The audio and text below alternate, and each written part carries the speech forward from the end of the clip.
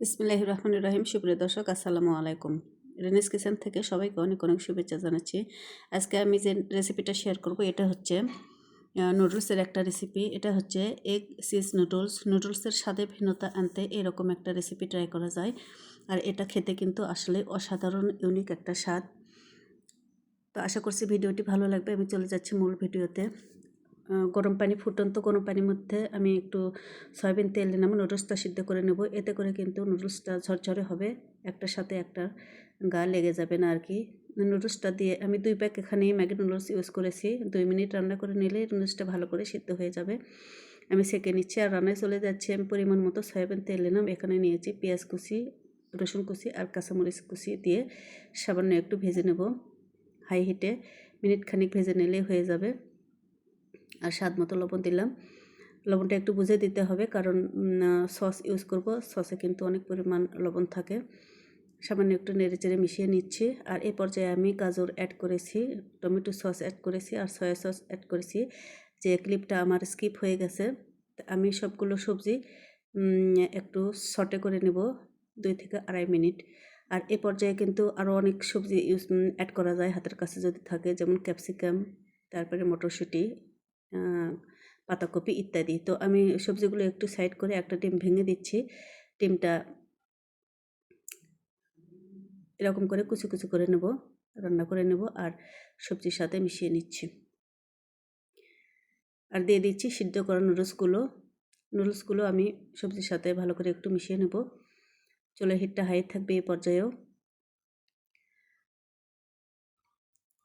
আর এ পর্যায়ে আমি দিয়ে দিচ্ছি নুডলসের সাথে থাকা যে মশলাগুলো আছে। 2 প্যাকেটের জন্য আমি 2 প্যাকেট মশলা দিয়ে দিলাম আর নেড়েচেড়ে মিশিয়ে নুডলসটা ভালো করে রান্না করে নিচ্ছি। এবার আমি চলে যাচ্ছি পরবর্তী স্টেপে। নুডলসটা তুলে নিলাম আর এখানে আমি 3টা ডিম নিয়েছি, সামান্য একটু গোলমরিচের গুঁড়া আর একটু লবণ দিয়েছি এখানে, দিয়ে ভালো করে একটু ফেটিয়ে নিচ্ছি। আর চুলাতে তেল দিয়ে চুলাটা অন করে ডিমটা আমি অমলেট করে নিচ্ছি প্রথম পর্যায়ে।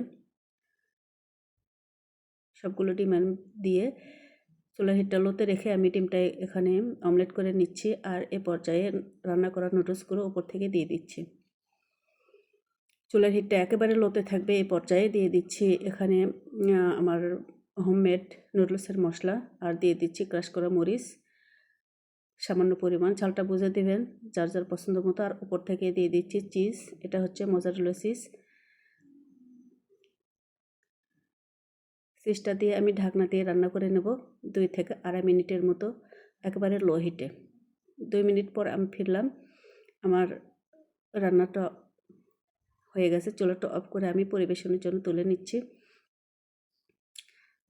তো দর্শক, তৈরি হয়ে গেল অনেক মজাদার এগ চিজ নুডলস।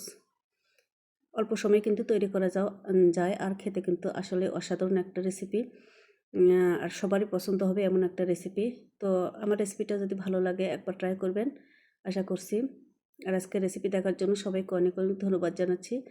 আর সেই সাথে আগামী রেসিপি দেখার আমন্ত্রণ জানাচ্ছি। দর্শক, আমার ভিডিওগুলো যদি ভালো লাগে প্লিজ আমাকে সাপোর্ট করার জন্য চ্যানেলটি সাবস্ক্রাইব করে রাখতে পারেন। আর ফেসবুক পেজ থেকে যারা দেখছেন তারাও প্লিজ পেজটি ফলো করে নেবেন। কথা হবে অন্য একটা রেসিপিতে। সেই পর্যন্ত সবাই অনেক অনেক ভালো থাকুন। আর দর্শক, ভিডিওগুলো যদি আমার ভালো লাগে আপনাদের, তো বেশি বেশি করে একটু লাইক কমেন্টস করবেন, কারণ আপনাদের লাইক এবং কমেন্টস আমাকে অনেক অনেক উৎসাহ জাগায় নতুন নতুন ভিডিও তৈরি করতে।